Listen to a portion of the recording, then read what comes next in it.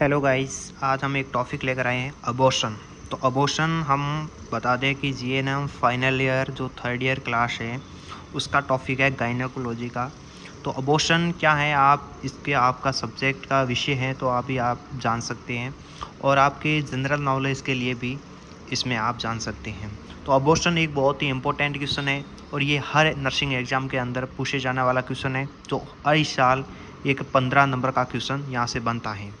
तो आज अपन बात करेंगे कि अबॉर्शन क्या होता है, क्या कारण है और इसका क्लासिफिकेशन और इसका डायग्नोसिस एंड इसका मैनेजमेंट और नर्सिंग मैनेजमेंट इसका क्या रहता है, जिसके बारे में आज अपन डिटेल से बात करेंगे।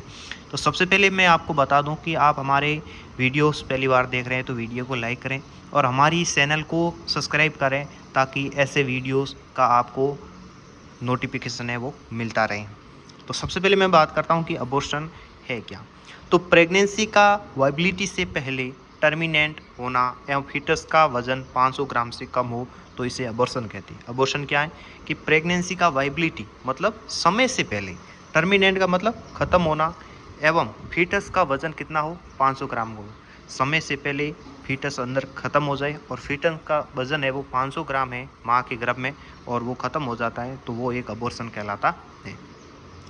अबॉर्शन दो प्रकार से हो सकता है, एक स्पॉन्टेनियस एवं इंड्यूस। स्पॉन्टेनियस मतलब अपने आप है वो फीटस की मौत हो सकती है या फिर बाहर से किसी वजह से कोई ड्रग्स देकर या कोई किट देकर अबॉर्शन है वो करवाया जाता है तो वो हो जाता है इंड्यूस अबॉर्शन। उसके बाद अपन बात करेंगे WHO के अनुसार इसकी क्या परिभाषा है। स्वतंत्र रूप से जीवित रहने में असमर्थ एम्ब्रई मतलब स्वतंत्र रूप से जीवित रहने में असमर्थ एम्ब्रई या फीटस जिसका वजन 500 ग्राम या उससे कम हो और मदर के यूट्रस से स्पॉन्टेनियस या इंड्यूस तरीके से बाहर निकल जाना अबॉर्शन कहलाता है। और WHO ने क्या कहा कि स्वतंत्र रूप से जीवित रहने में असमर्थ है कौन, अंदर का फीटस जिसका वजन है वो 500 ग्राम हो या उससे कम हो सकता है और मदर के यूट्रस से स्पॉन्टेनियस या तो अपने आप या फिर बाहर से किसी जानबूझकर है जो इंड्यूस तरीके से बाहर निकाला जाता है तो वही एक अबॉर्शन कहलाता है। लगभग 20 से 22 सप्ताह की प्रेगनेंसी के दौरान फीटस का वजन है वो 500 ग्राम हो जाता है। तो 500 ग्राम वजन कब रहता है बच्चे का, जब माँ की प्रेगनेंसी 20 से 22 सप्ताह की होती है तब कितने उसका वजन होता है 500 ग्राम। तो इसी के समय ही इसका अबॉर्शन है वो माना जाता है। इंड्यूस अबॉर्शन सरकारी नियमों के अधीन किया जाता है। जो इंड्यूस है जो जानबूझकर किया जाता है ये सरकार के मतलब सरकार के नियमों के अधीन किया जाता है, के अनुसार किया जाता है। वो कब और कितने सप्ताह तक किया जाता है वो अपन आगे देखेंगे। तो इंसिडेंस देखा जाए तो इसका 16 से 22 वीक 25% है जो अबॉर्शन होता है और 16 वीक से कम है वो 75% है वो अबॉर्शन का कारण होता है और 8 से 16 वीक 25% अबॉर्शन इंड्यूस तरीके से होता है और 8 वीक से कम 75% है वो इंड्यूस होता है। इसके बाद अपन देखेंगे कॉज ऑफ अबॉर्शन। अबॉर्शन होने का कारण क्या है पीछे का। तो सबसे पहला कारण है क्रोमोसोमल अबनॉर्मलिटी। तो क्रोमोसोमल अबनॉर्मलिटी जिसके अंदर गुणसूत्रीय असामान्यता, यदि किसी प्रकार की कोई क्रोमोसोमल का कारण है तो उसमें माता के अंदर है जो अबॉर्शन देखने को मिलता है। तो इससे अपन क्रोमोसोमल को सेल्यूलर, एम्ब्रियोनिक और जर्म लेयर या जर्म प्लाज्म या कंजेनाइटल डिफेक्ट आदि नामों से भी जान सकते हैं। तो ये क्रोमोसोमल अबॉर्शन है जो बहुत ही इंपॉर्टेंट है। Most common cause of abortion का जो मोस्ट कॉमन कारण है वो क्रोमोसोमल है और most common cause of abortion first trimester. और सबसे ज़्यादा जो क्रोमोसोमल अबॉर्शन देखा जाता है वो फर्स्ट ट्राइमेस्टर के अंदर देखा जाता है और फर्स्ट ट्राइमेस्टर होता है वो होता है 1 सप्ताह से लेकर 12 सप्ताह तक है जो प्रेगनेंसी का फर्स्ट ट्राइमेस्टर माना जाता है। Most common chromosome abnormality trisomy 16 और क्रोमोसोमल अबनॉर्मलिटी के अंदर भी कौन सा क्रोमोसोमल है, ट्राइसोमी 16। उसके बाद दूसरा आता है कारण इसका एंडोक्राइनल डिफेक्ट। जो एंडोक्राइनल जो डिफेक्ट है, जो ग्रंथियाँ होती हैं जैसे थायराइड ग्लैंड से निकलने वाला जो हार्मोन होता है उसका स्त्रावण या अधिकता हो जाए या उसकी स्त्रावण की कमी हो जाए तो भी अबॉर्शन हो सकता है। और LPD मतलब ल्यूटियल फेस डिफेक्ट के कारण भी अबॉर्शन का कारण बनता है। और प्रोजेस्टेरोन हार्मोन का कम स्त्रावण होना भी एक अबॉर्शन का कारण बन सकता है। उसके बाद आता है एनाटॉमिकल डिफेक्ट। जिसके अंदर सर्वाइकल इनकम्पिटेंसी, जिसके अंदर सेकेंड टर्मिस्टर कब कितने से कितने तक होता है लेकर, ये 13 से लेकर 24 वीक तक है जो सेकेंड टर्मिस्टर माना जाता है। और सेकेंड टर्मिस्टर में अबॉर्शन में मुख्य कारण है वो सर्वाइकल इनकम्पिटेंसी। इसका अर्थ होता है सर्विस के ओएस का समय से पूर्व। जो सर्विस का ओएस का जो डायलेशन कब होता है वो होता है 9 महीने के बाद, प्रेगनेंसी डिलीवरी के समय, ठीक है। तो ये समय से पहले भी पूरी प्रेगनेंसी का टाइम नहीं हुआ है और उनसे पहले भी यदि ओएस डायलेशन हो जाए तो बच्चा बाहर आ जाता है। तो समय से पूर्व डायलेटन या ओपन होना, और ये फीटल प्रेशर के कारण होता है। दूसरे जो इसका एनाटॉमिकल डिफेक्ट का कारण है वो है आर्क्यूएट यूट्रस। इसमें फंडल डिप्रेशन देखा जाता है। क्या, जो फंडस होता है यूट्रस का वो डिप्रेस मतलब प्रेशर करता है। प्रेशर करने पर भी आपको नीचे चित्र में दर्शाया गया है, एक नॉर्मल है और ये फंडल डिप्रेशन है जो प्रेशर देता है, जिसके कारण भी बच्चे का अबॉर्शन होता है। तो इसमें यूट्रस की शेप में जो माइनर इरेगुलरिटी, अनियमितता देखी जाती है। फिर आता है यूटेराइन एडिशन। यूट्रस की दीवार के किसी भी जो मटेरियल का चिपकना यूटेराइन एडिशन भी कहलाता है। एक आता है group of addition. Group of addition किसे कहते हैं तो कहते हैं आशेरमन सिंड्रोम को। उसके बाद 5वां आता है जो इसका कारण है वो है मैटरनल एंड अदर्स कारण। जो माँ का कारण हो सकता है या अन्य कारण से भी अबॉर्शन हो सकता है। कोई ड्रग्स, ऐसी ड्रग्स जो अबॉर्शन करवाती हो तो ड्रग्स कारण हो सकता है। कीमोथेरेपी हो सकती है, रेडिएशन थेरेपी हो सकती है, स्मोकिंग एंड एल्कोहल का यूज़ किया है तो अबॉर्शन हो सकता है। ट्रॉमा, कोई शॉट आई है, इंजरी लगी है तो हो सकता है अबॉर्शन। माल न्यूट्रिशन, पोषण की कमी के कारण भी अबॉर्शन का कारण बन सकता है। उसके बाद हार्ट डिजीज़ है या फिर एनीमिया है, खून की कमी है तो भी अबॉर्शन का कारण बन सकता है। उसके बाद टाइप्स ऑफ अबॉर्शन पढ़ेंगे, मतलब अबॉर्शन है वो कितने टाइप का होता है। हम आपको बता देते हैं कि अबॉर्शन निम्न प्रकार के होते हैं, लेकिन इसके अंदर 2 इंपॉर्टेंट क्वेश्चन है कि most common types of abortion, कि सबसे ज़्यादा होने वाला अबॉर्शन कौन सा है तो वो है इनकम्प्लीट अबॉर्शन। और most rare types of abortion, सबसे कम होने वाला अबॉर्शन कौन सा है तो वो है सेप्टिक अबॉर्शन। और इन अबॉर्शन का वर्णन है वो हम आगे करेंगे। सबसे पहला टाइप्स है वो है मिस्ड अबॉर्शन। कैसा अबॉर्शन है? मिस्ड। तो ये मिस्ड अबॉर्शन को अन्य नामों से भी जाना जाता है, जैसे साइलेंट, फिशी, कार्नियस। कार्नियस का मतलब होता है जंग लगने जैसा दिखाई देना, एंड ब्लडी मतलब ब्लड आदि के नामों से भी जाना जाता है। इस अबॉर्शन में फीटस की अंदर ही डेथ हो जाती है माँ के गर्भ में, एवं वह यूट्रस के बाहर भी नहीं निकलता, इसलिए इसको अबॉर्शन मिस्ड अबॉर्शन कहते हैं। मिस्ड अबॉर्शन कहने का मुख्य कारण क्या है? क्योंकि अंदर ही डेथ हो जाती है और फीटस है जो माँ के गर्भ से बाहर नहीं निकलता है। इस अबॉर्शन में वेंजाइनल ब्लीडिंग एब्सेंट होती है, मतलब फीटस की डेथ ही हो जाती है और खून है वो बाहर नहीं निकलता है माँ के वेंजाइना से होकर। ये अबॉर्शन होने के बाद प्रेगनेंसी के लक्षण धीरे धीरे गायब होने लगते हैं, जैसे यूट्रस का हार्ड होना, ब्रेस्ट का आकार नहीं बढ़ना, नरम होना, महिला का वजन नहीं बढ़ना। ठीक है, ये अबॉर्शन होने के 3 सप्ताह या 21 दिन बाद है वो वेंजाइनल जो डार्क क्लॉट का ब्लीडिंग है वो शुरू होती है। इसमें फीटस की डेथ होने के 21 दिन बाद है वो वेंजाइना से ब्लीडिंग है वो शुरू होगी, उससे पहले कुछ नहीं होगा। इसका कंफर्म डायग्नोसिस है जो पता लगाया जाता है वो अल्ट्रासोनोग्राफी के द्वारा ही पता लगाया जाता है। उसके बाद दूसरा आता है सेप्टिक अबॉर्शन। ये सबसे कम होने वाला अबॉर्शन है जो हमने पहले भी बताया था, और ये अबॉर्शन इन्फेक्शन के कारण होता है, इसलिए इसको सेप्टिक अबॉर्शन कहते हैं। ये अबॉर्शन निम्न प्रकार के होते हैं, जैसे फर्स्ट ग्रेड, सेकंड ग्रेड और थर्ड ग्रेड। तो फर्स्ट के अंदर बात करें, जब इन्फेक्शन केवल यूटेराइन कैविटी में हो तो उसको ग्रेड फर्स्ट के नाम से जाना जाएगा।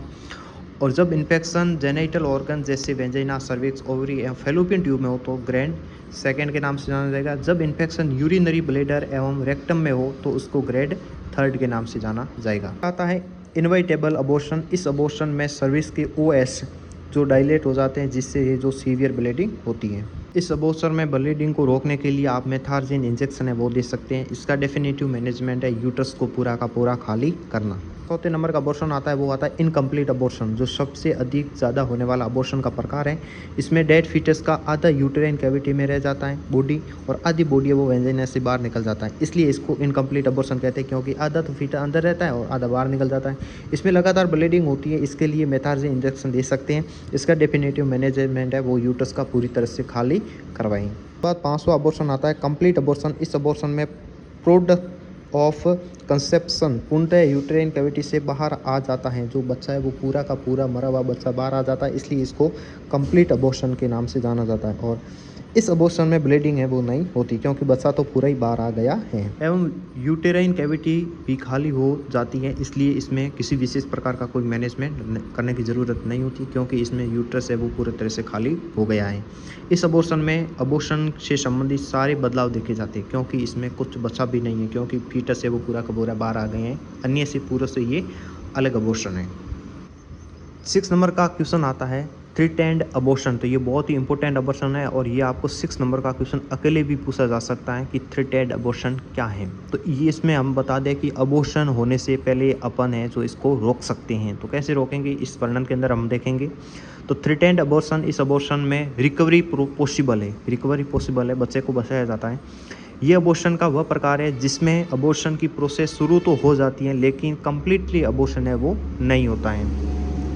यदि इसमें समय पर इसका मैनेजमेंट किया जाए तो अबॉर्शन को रोका जा सकता है। इसमें महिला को रेस्ट करने की सलाह दी जाती है एवं सेक्स अवॉइड करने की सलाह दी जाती है। इसमें सेक्स नहीं करना है और महिला को है वो आराम करना है डिलीवरी होने तक।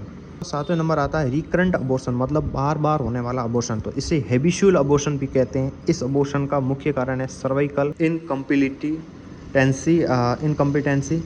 इसके अंदर अपन देखें कि इस अबॉर्शन को प्रीवियस हिस्ट्री के द्वारा डायग्नोसिस किया जाता है कि पहले कभी अबॉर्शन हुआ है नहीं हुआ है। तो सर्विक्स के ओएस का समय से पहले खुलने का कारण बार बार अबॉर्शन होता है। अबॉर्शन का जो डेफिनेटिव मैनेजमेंट है वो है सर्वाइकल इंसर्क्लेज के बारे में जो बताया था मैकडोनाल्ड एंड शिरोडकर नामक वैज्ञानिक ने बताया। इसका मुख्य उद्देश्य था कि सर्विस के ओएस को बंद करना, सर्विस का जो ओएस है उसको बंद कर देना, टाँके लगा देने। तो इसमें गेस्टेशन मतलब जो प्रेग्नेंट महिला हुई है उसके 14वें वीक पर उसके स्टेज टाँके लगाकर सर्विस के ओएस है उसको बंद किया जाता है।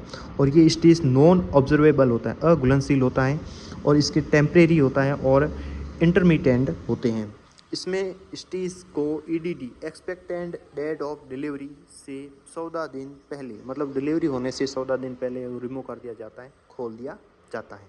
बात आता है डायग्नोसिस, मतलब इसका निदान ऑफ अबॉर्शन कैसे का इसका पता लगाया जाता है, निदान किया जाता है, डायग्नोसिस किया जाता है, वो अपन देखें। तो हिस्ट्री ऑफ अबॉर्शन सबसे पहले अपन देखेंगे इसका डायग्नोसिस किस प्रकार से किया जाता है। तो हिस्ट्री ऑफ अबॉर्शन, पेशेंट का हिस्ट्री लेकर, अबॉर्शन की हिस्ट्री पूछकर, पेशेंट के लक्षणों को देखकर और physical examination, blood test, ultrasonography, chromosomal analysis और थायराइड प्रोफाइल के द्वारा।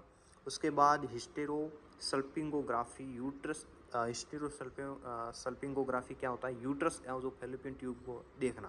बात करेंगे मैनेजमेंट क्या है अबॉर्शन का। तो drug of choice for abortion, सबसे पहले जो ड्रग्स होती है उसके बारे में देखेंगे। तो prostaglandin drugs, drug of choice for first trimester, यदि किसी महिला का प्रेगनेंसी के दौरान फर्स्ट ट्राइमेस्टर के अंदर अबॉर्शन हुआ है तो उसको ड्रग्स देनी है प्रोस्टाग्लैंडिन। कौन सी देनी है, प्रोस्टाग्लैंडिन।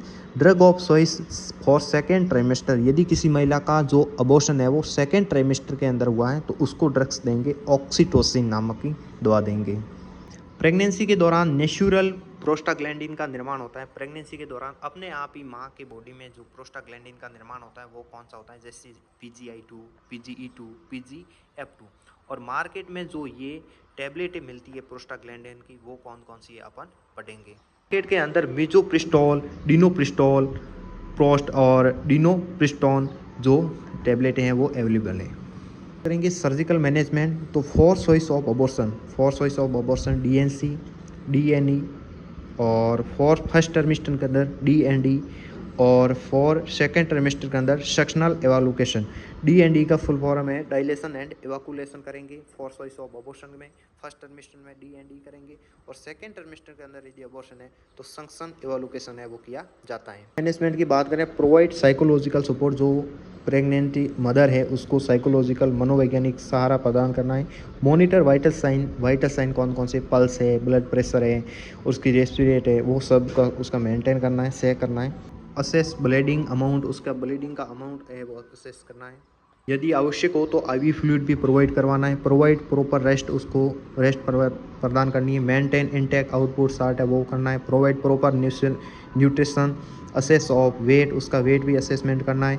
मेंटेन पर्सनल हाइजीनिंग और provide health education patient and health female members. हम आशा करते हैं कि आपको पूरा का पूरा वीडियो समझ में आया होगा और आज के लिए इतना ही। आप हमारी वीडियो पर पहली बार देख रहे हैं तो वीडियो को लाइक करें और चैनल को सब्सक्राइब करें ताकि ऐसे वीडियो आपको हर रोज़ नोटिफिकेशन है वो मिलता रहे। धन्यवाद।